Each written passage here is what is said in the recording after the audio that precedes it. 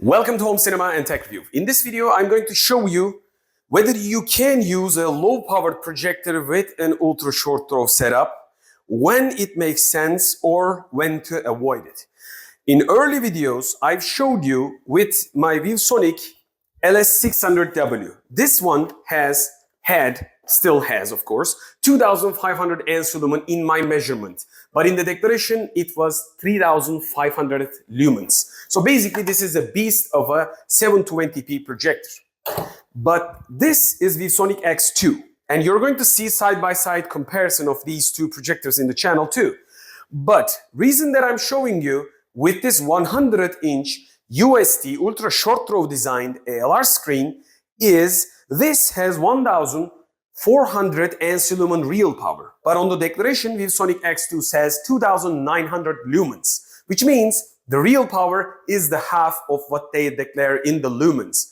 And also they are declaring not ANS lumens, they are using the lumens. So that could be kind of like a trick from ViewSonic, but who knows? But when we measure, everything shows itself. So what am I talking about? Let me just show you. But instead of talking, this is the picture we see in a darkroom setup. So will you be happy with a 1400 ANS lumen true power of a projector with an UST projector screen? Yes, you will. And it will look like just like a TV. Since this is an auto-exposed video, I am sure the camera is getting the picture as its best. Let me just open up the lights and the camera adjust, and we lost nearly half of the picture. So the reason is, normally you have seen the channel with LS600 from ViewSonic long throw, but a more powerful, twice powerful nearly projector of this one, same brand. And also I showed you with the LS654K that I got, and I use it daily with a 120-inch ALR instead of a 100 like this.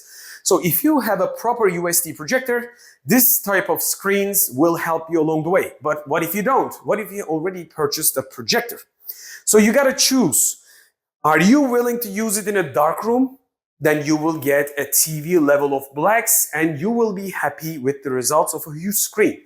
But you're going to have to close the lights. Right now, the room has only one light, and that's this. And it has 10 watts of LED, just a single bulb.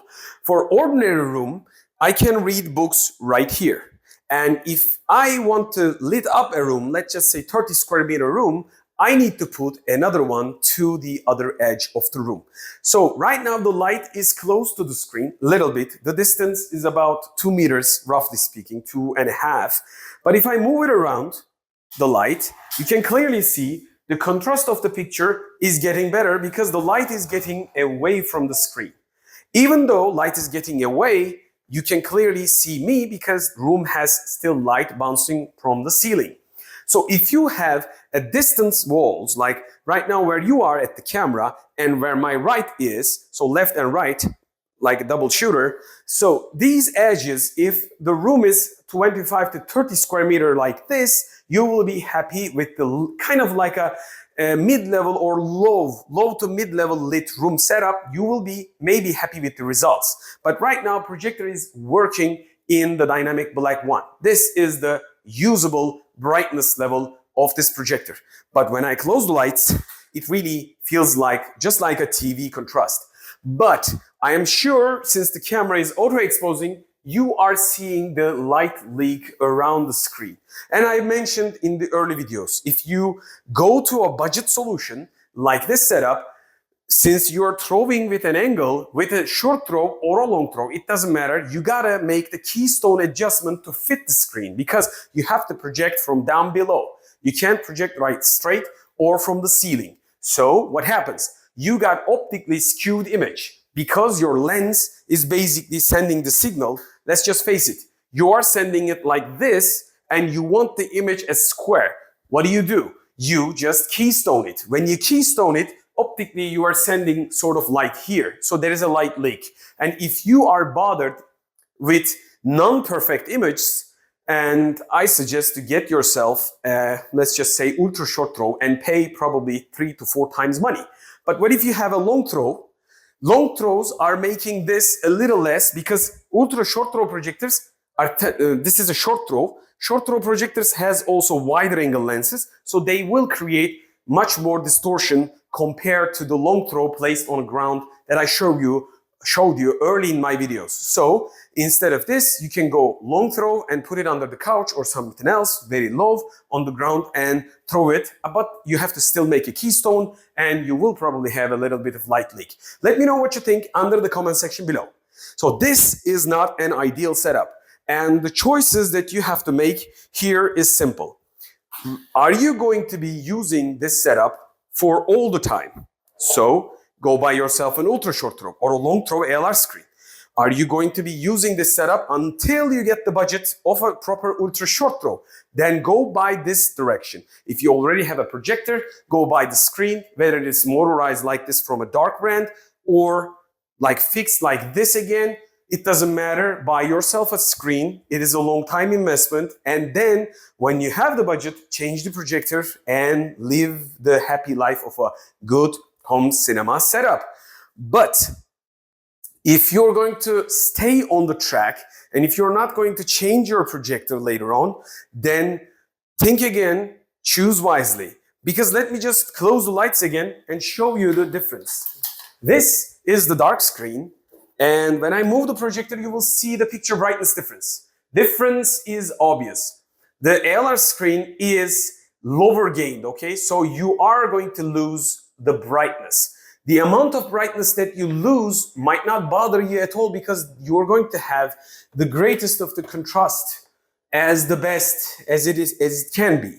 So it's a choice whether you should go big or small because your brightness level will define your final picture. That's why you have to know, you have to watch my tutorials and my guides. You have to know your brightness levels of your projector. You have to know the screen size that you want to achieve. You have to know the throw ratio of your projector. And the final result, are you going to use that size with an ALR or without an ALR? That will affect your brightness limits of your projector. And if you believe the declaration from the brands, think again.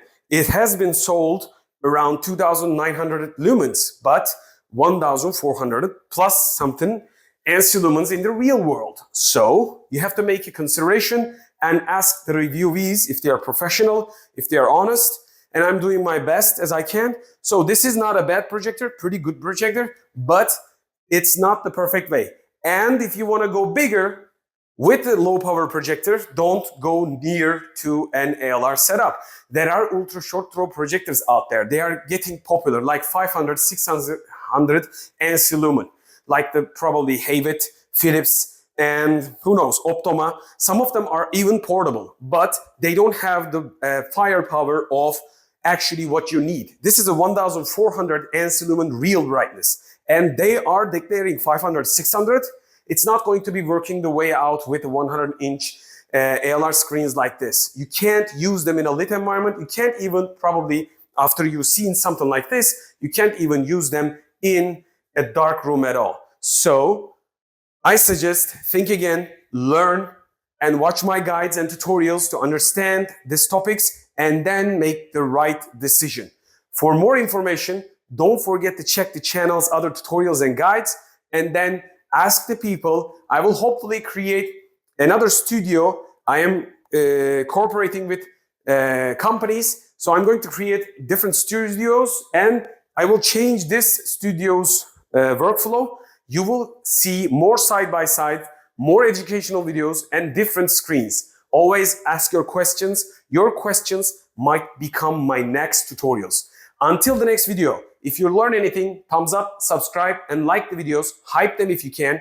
And don't forget, if you support the channel more probably companies and brands will send me different type of products because I can't buy every single projector.